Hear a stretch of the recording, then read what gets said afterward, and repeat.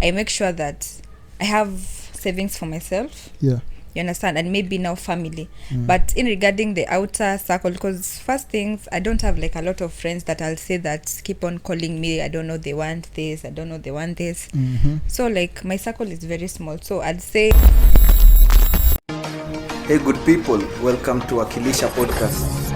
Niko na Kosi na mimi Lucheli hapa. Tuko Instagram, TikTok, X, Facebook. So hi, welcome back. This is Wakilisha. Thank you guys first of all kwa hiyo support mmekuwa mkipatia. Tuna appreciate kila mtu, especially waseungia pale vo YouTube na kumake sure wamesubscribe. Nyinyi ndo number one, like our target audience, na nyinyi ndo mnatufanya tunapiga hiki kitu venye si upiga. So each and every moment when una watch pod na unaangalia uko na best yako kwa hivi karibu na just subscribe, kindly encourage or help him to subscribe to the channel. So today leo niko na best yangu hapa hivi, tumpatana huko hivi Kuwait. I would like her to introduce herself. I go by the name Lydia, and I'm Kenyan.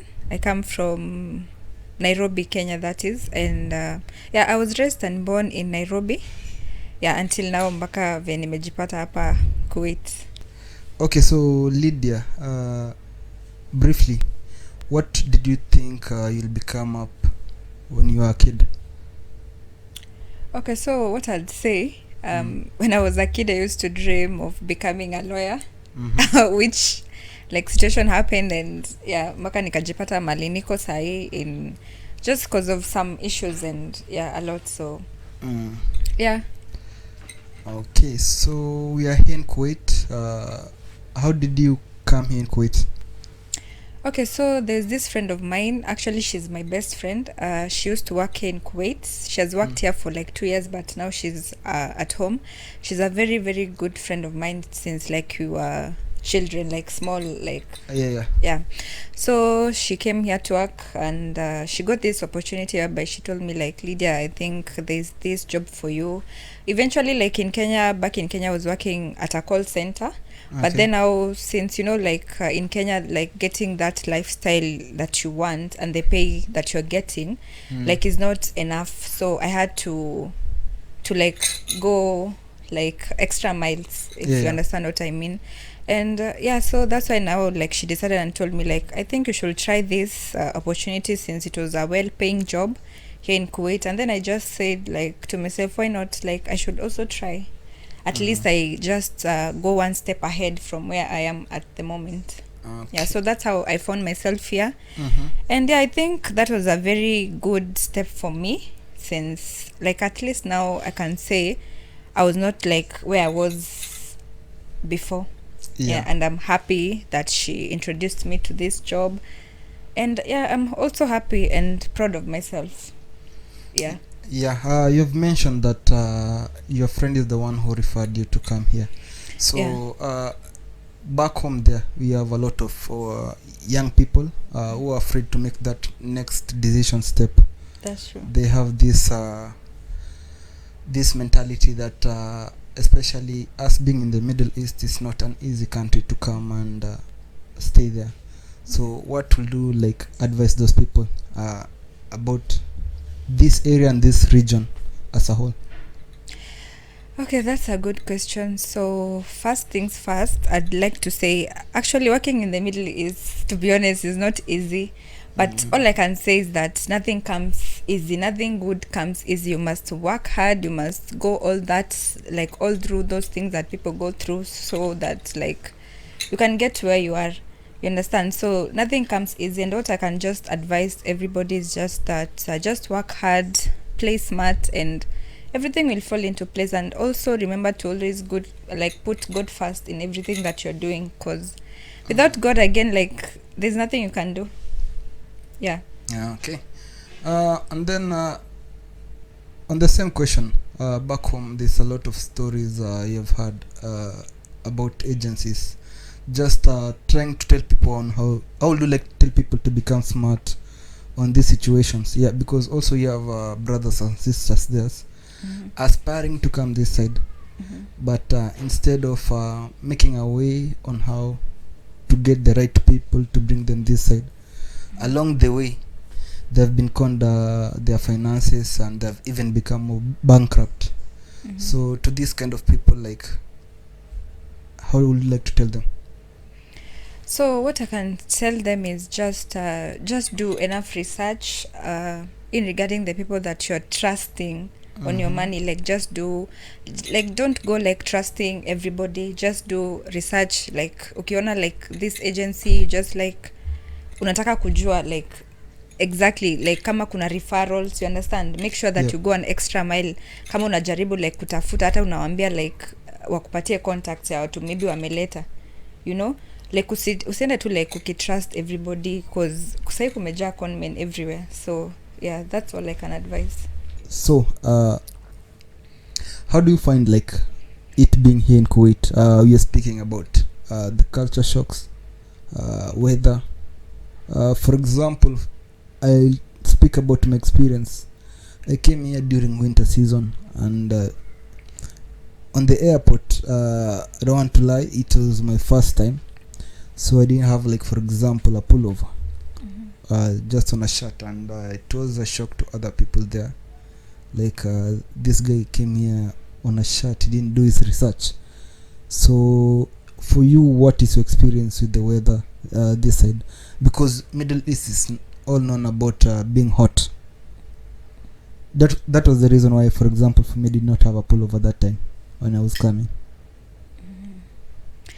Okay, so for me, my experience, I'd say it was like I'd not like done a lot of research in regarding the country, to be specific. And so like my most shocking part was the summer period. You know, in Kenya we don't have like those harsh weather conditions.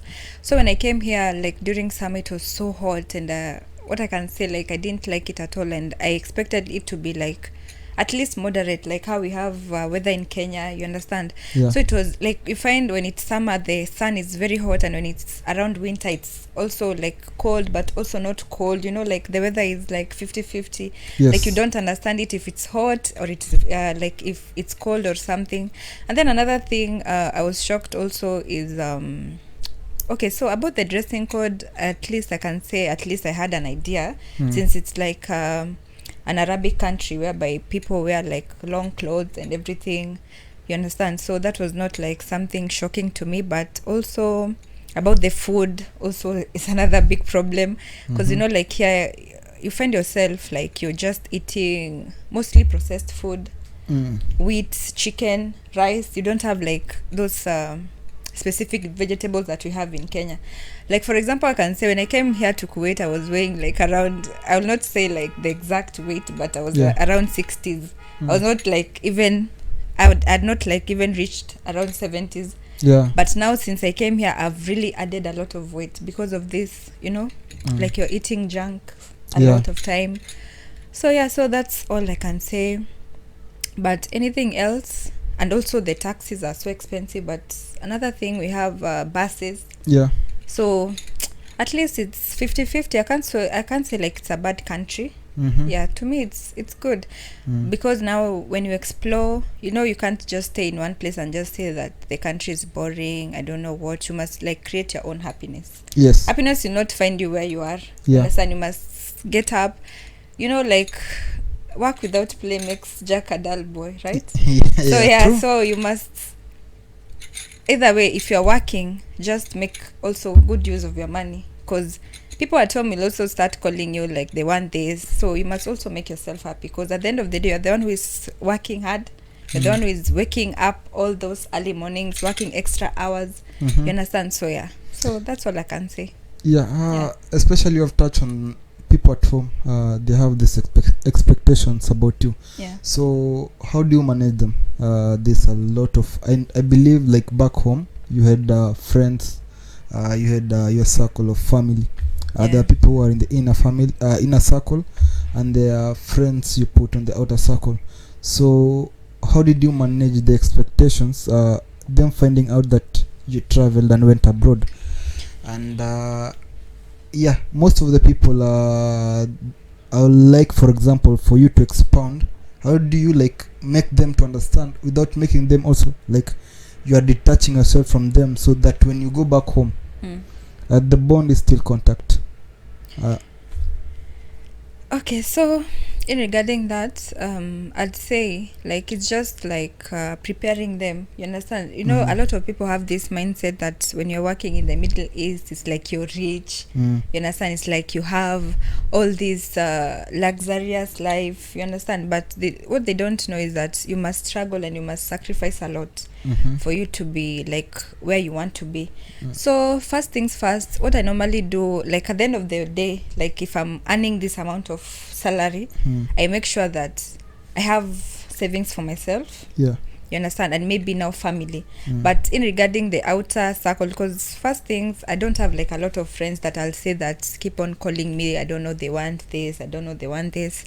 So like my circle is very small. So I'd say apart from my family, I have like a few friends, and those few friends, they're also working. So you understand?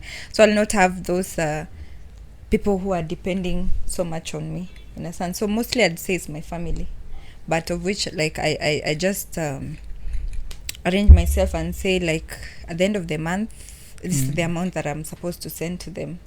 You understand? Okay. Yeah.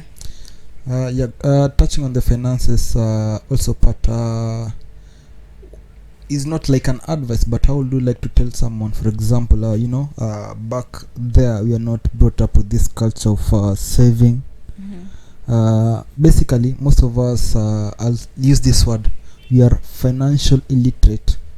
So how would you like to tell those especially who are planning on traveling, because we have this mindset that going there we are going to find like money growing on trees. We just wherever you walk on the street is just plucking and picking up money, but when you come here you find like no, actually it's just basically the same as at home. You have to work hard, you are earning for your hard work, and you have to save and for a better tomorrow and sacrifice. So this is the part whereby, for example, when you tell someone you don't have, they don't understand you don't have. So what's your take? Okay, that's also a good question, but what I can say, you can't like advise anyone on how they're supposed to plan their money. Okay. So if you know back at home you're struggling, or if you know back at home you have responsibilities, those responsibilities are the ones that will make you know how to plan your money. Trust me. So it's not like you'll just wake up and say no, I'll be doing this, but since you know like these people are depending on you. Like for example, I'm the firstborn in our family. I know like I have siblings who are looking after me. You understand? So I must also just lead by example. You understand? And also like just sacrifice myself a lot. You understand? So I can't like say that you're supposed to be doing this. You know your problems back at home, you know what you're responsible of, you know, because you find like, you know, when you are working here, we're not equal. There's some people who are coming just to pass time. As people say, there are people who come in the Middle East like for rehabilitation, because maybe they were drunk at home. Now their parents said we are going to take them there because there's no alcohol. You understand? So it depends with where someone is coming from, because like me, I'm raised in the ghetto. I know all the struggles that my parents are going through, how they took me to school, how they made me like come to Kuwait. So I know what I'm supposed to do. So it's your responsibilities that will make you like think, you understand, and just work extra hard. That's all I can say. Okay. I've been seeing what you've been doing on socials, especially TikTok, and I thought of why not we come together and try see what we can do for this podcast, especially us being only few podcasts in Kuwait. So what interests you, like what makes you feel happy about, for example, vlogging and podcast as a general? Since I was working at a call center whereby my job was to listen to customers' issues and also try and solve them, so I think that's why I like felt like it's good for me to join the podcast. And since also I'm also very talkative, and also about the vlogging, I've been seeing a lot of people, like people that I follow on the socials, like YouTube.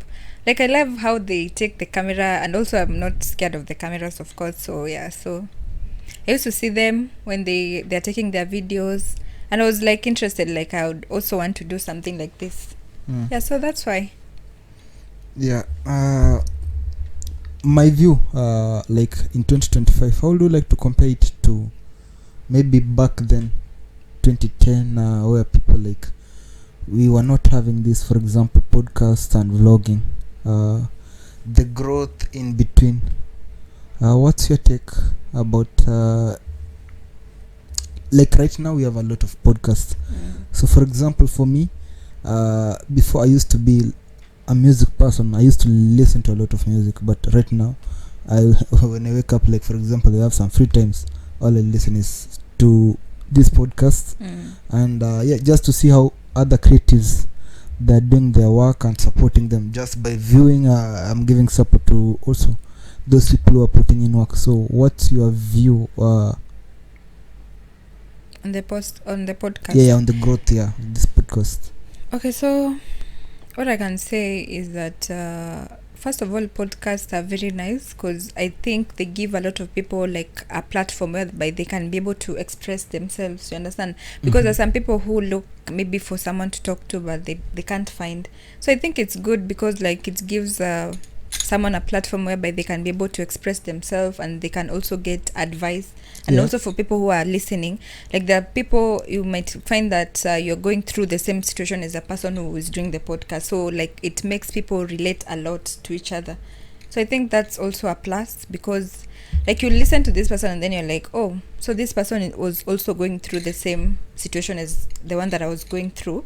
And like, so this is what he did or she did to overcome the situation. So I think that's a good platform. Okay. Yeah. So parting shot, and then your handles, so where people can reach you, especially the Wakilisha farm. Maybe they will like to also offer support in terms of following. Yeah, and just to make sure that you, even whatever you're doing, for example in your handles, because you also do vlog, they get to see your work and support. Okay, so my socials are I think for now I'll say TikTok. My TikTok is Lydia.Ngechu. Okay. Or Lydia Ngechu. Yeah.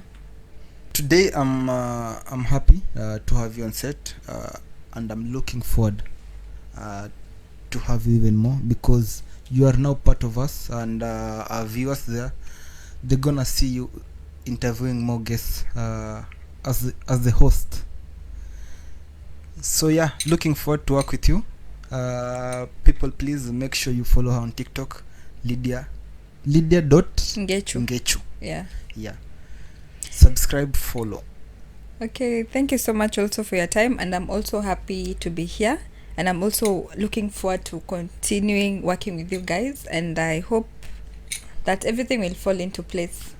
Yeah, I'm also happy. Thank you so much for your time. Thank you. You're welcome.